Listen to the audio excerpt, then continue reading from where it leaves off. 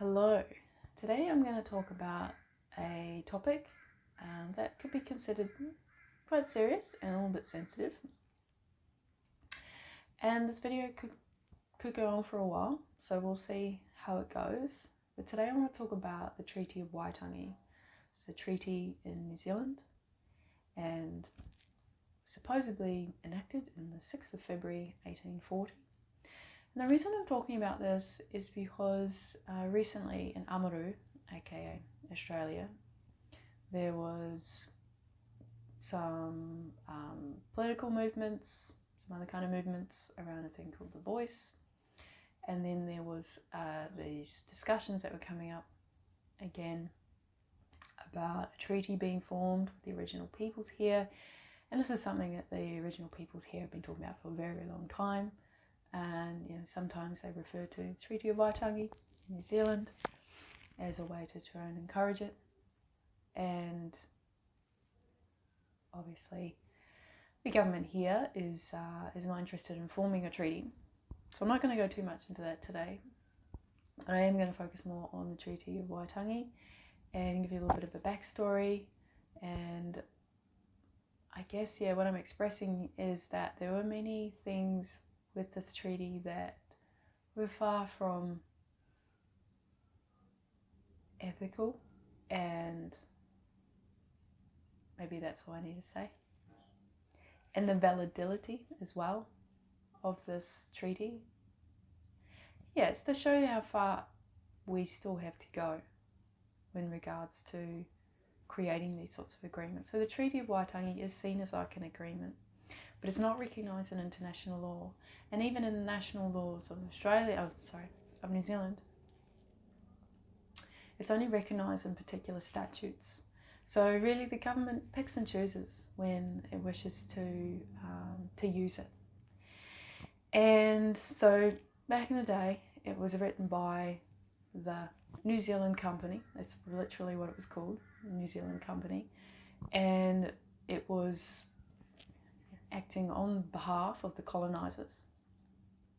So supposedly about 500 Māori signed the Māori version.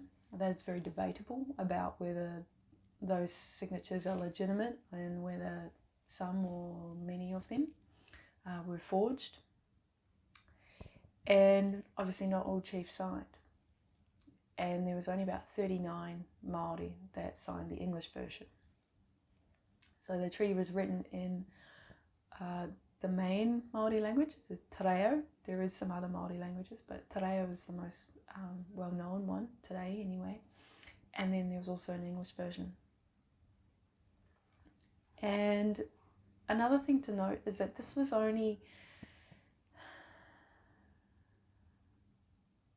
mostly focused in the North Island of New Zealand. And to me that's a bit painful, and I'll get into that further into this video. But the immediate result following the Treaty of Waitangi being enacted was that it gave the Queen Victoria of England, the government, to the sole right to purchase land in Aotearoa in New Zealand. And the Te Reo and English versions were not actually correct translations amongst each other. They didn't necessarily mean the same thing, which is a big, that's a big unethical move. Potentially. I don't want to say what's good and what's right and what's bad and what's not right, but sometimes things just have to be expressed, right? And so there were 3 main articles. So I'm going to go through the 3 articles very briefly. And the articles were focusing on what is the main purpose and the intention of this treaty. And so in Article 1, in the Te Reo version, it was granting governance to the Crown of England. And in the English version, it granted all Māori rights and powers of sovereignty to the Crown. Now for most people go, well, what's the difference? I don't really see the difference between these two. Well, when it comes to terms of legality, there is actually quite a difference between the translations of what the Te Reo said and what the English said. And I'm not going to bore you with the legal technicalities of different words and what they're meaning, but I can say that they don't necessarily mean the same thing. Now, the Māori were sold this idea of the treaty on the basis that it would be governing the colonisers, the settlers, and that they were free to go about their life and their practices as they had been for a number of years. And it was necessary. There was some necessity for those that were coming over to I guess, have some agreements about how to conduct themselves. We're here. You know, there's many people coming over from England and Scotland and Ireland and some other nations as well. And they were coming to these lands with this sense of immense freedom, but also because they had maybe felt so restricted in the lands that they had come from, there was such a polarity swing in the behaviour. And mixing in alcohol with all of that, it created a lot of disorderly chaos, I guess, with the land, with the Māori people, even amongst themselves. And so the Māori was like, well, this is becoming an issue and something needs to be done about it. So the Treaty of Waitangi was sold to them, this idea, this concept of, oh, it's all right, we will take care and we will govern these new people coming to these lands, and you can continue your life as normal. So moving on to Article 2. So in the Te Reo, it explained that they would retain their chieftainship. So the Māori would retain their chieftainship over their lands and all of the treasures. The English version, it granted the ownership of the Māori and over their lands to the Crown, and it also established the exclusive right of preemption to the Crown. That is just hilarious. Sorry, the reference and what that could mean. I meant to say the crown, but it came out like clown. I'm just gonna have a little drink. Okay, and as you can see quite clearly, that's very different. You don't need to be a lawyer to see there's a big difference between the interpretations of Article 2 in Te Reo and Article 2 in English. Article 3 was quite cohesive in both versions, and that was giving the Māori people rights and protections as British subjects. So I guess it was as us opening up these doors of, oh, if you'd also like to trade with us, if you'd like to engage with us, if you'd like to travel to our lands and all these sorts of things. So it was sort of giving this idea of trying to open up the world between the Māori and those from places like the United Kingdom. So Article 3 is not so much of a painful article in regards to the translations were very, very cohesive. We have to remember things like sovereignty and ownership were quite foreign terms to the Māori people. They didn't need to use the terms like ownership because it's such a foreign concept. They were not owners of anything. They were guardians. They referred to themselves as guardians, guardians of the land, guardians of the waters, guardians of the plants, guardians of the children of their villages. It was, and here in Australia they call it custodianship. So it was such a foreign concept, and they're not the only peoples in the world that considered ownership as such a foreign concept. And then a term like sovereignty, to try and explain something like sovereignty to them, it's not that they weren't sovereign, it's just that it was so ingrained and intertwined and interwoven into their life. It's like trying to explain to someone what the word "the" means, or a word that is just used so often and so frequently and so intertwined into life. So following obviously this Treaty of Waitangi and it being enacted, if I could say, don't even know if that's the correct term to be honest, but it then basically stated that the North Island had been ceded with a unanimous adherence, which is not true because not all the chiefs signed, even in the North Island. And then that the South Island and the Stewart Island were discovered. And that created a colony which was then separate from New South Wales, the state of New South Wales in Australia. So up to that point I'm not going to bore you with the timeline, but there was a period of time in which a lot of the English laws in New Zealand, or the governance of New Zealand in regards to the colonising aspects of it, was done through the state of New South Wales of Australia.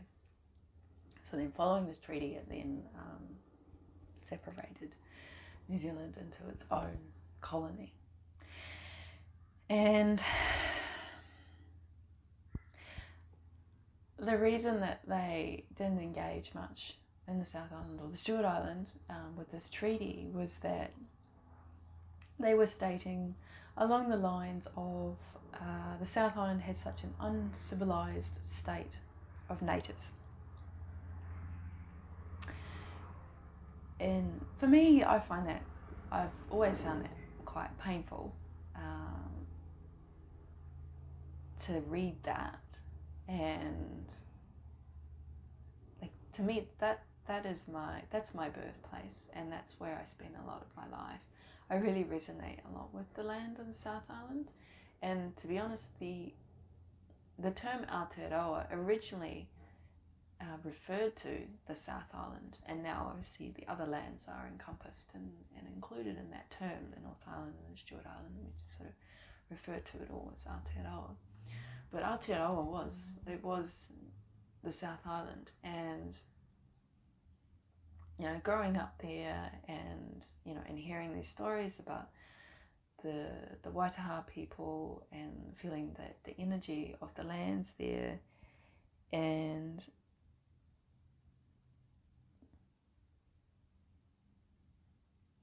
these were people that lived there even pre-Māori civilizations. And I'm not bringing this up to try and devalue or degrade the Māori's rights to their lands and to their resources.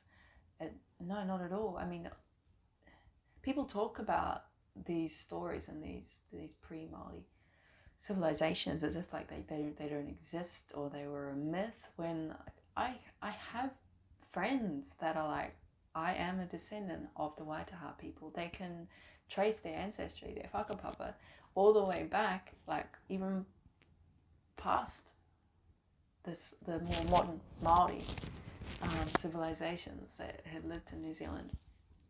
And they too, yes, are also, Māori. They have that in their blood as well, but they can go, hey, I am also a descendant of these people. These people exist. They live amongst us.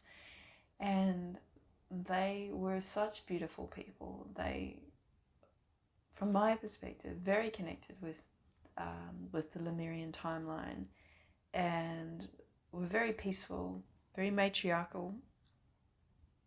Hence the challenges that they faced, obviously, when people came over to these lands that had a lot more of a patriarchal view. And that's not to say like one is better than the other, but when you're hyperpolarized in one way and not integrated with both of those polarities, it obviously can cause issues. And in regards to matriarchal societies, if they haven't had a need to engage in war or certain aspects of the potential of the human, so when they come in contact with such warlike energy, that there's not really any way to defend themselves. There's not that there is no way, but it's more challenging. Anyway, I don't want to go too much into the story, and I don't really want this to override what I'm sharing here with the treaty. But yeah, to me personally, it's very painful to hear that they considered the South Island to be full of such uncivilized natives. When you know the stories of the lands in that place, and how much that land had gone through, and the peoples that have lived there. And that's also not to say like that other lands in New Zealand have not experienced these sorts of things. That came a lot later. That came, predominantly in North Island. There was a lot of wars that went on, even after the Treaty of Waitangi was signed between the colonisers and the Māori, especially in the North Island. And if you've lived in New Zealand and if you're very sensitive to environments, you will notice that there is a difference in different places that you go throughout the country. It's not something I need to describe. It's something that you just have to go and you have to experience yourself. So, yes, back to the Treaty of Waitangi. Another painful part was that this treaty was actually predominantly ignored for about 130 years after it was signed and supposedly enforced by the government, and it was even declared a simple nullity in the well-known Waiparata case that occurred in about 1877, where basically a judge just disregarded that it had any legality whatsoever in New Zealand. And then obviously in the last 70 years or so, there's been an increasing movement. There's been some more legislation that's been passed, and there's been cases and courts set up through the basis that the treaty was for. So me sharing that is to show you that it's far from perfect, this treaty, and it's nice to think, oh great, New Zealand has a treaty, and it's really helped a lot of the Māori people, but there's also some pitfalls from like what I've shared in regards to the translations, what people thought they were signing, what they were actually signing, what did it actually mean, was it even enforced, is it even enforced very much still to this day? So we've still got quite far to go, and I wouldn't use it as a poster boy or a poster girl or a poster as to the epitome of recognising original or native or indigenous peoples around the world, or whatever other term that they may refer to themselves as, because we have to remember that each of these peoples have their own terms that they actually like to refer to. Here in Australia, they like to be called original peoples. In New Zealand, it's something else. In Canada, it's another thing. So being sensitive to the terms that we use can be very helpful, and also reminding ourselves that we too have our own ancestry, and we too have our own war stories that predates, these go back thousands and thousands of years. I have no idea why I'm talking about this now, because this was not written in my intention of what I was going to share. But it's a good thing to remind ourselves that we don't need to get so caught up in this kind of separation mentality. And often when you talk to a lot of these peoples, they want the same things as we all do, and often their traditional laws, like the LORE laws, were often, not always, but depending on the peoples that we're referring to, a lot more cohesive with the environment, a lot more cohesive with community, a lot more cohesive with the values that many of us say that we have. And so I wouldn't disregard their needs or them voicing what it is that they want, because often what they want is similar to what we want. And that's not to say they and them and us and it's separate, but just be open to listening to the potential solutions that they have, because no one knows someone else better than they know themselves and their own cultures and their own traditions. So yeah, I think that's all that really need to be said. We're getting into nearly 20 minutes here. This is long enough as it is. You're more than welcome to leave any comments and questions down below. And yeah, from what I'm aware, when treaties start getting formed, they can be formed among different peoples. And treaties usually cannot be formed among companies, which is an interesting concept, because most legislation and most agreements now are done through entities that are not what we call a natural person. But the interesting thing about treaties is that it is usually conducted through peoples, not through entities that are not natural peoples. So yes, this is an interesting juxtaposition that we are in as people at this day and age, and in regards to law. And I'm very excited to see that many more people are a lot more interested in what the laws are and what they could be, and the potentialities that may unfold as we move through this world. Anyway, I'm just going to keep rambling. So yes, reach out if you feel you need to, and I will see you in the next vlog.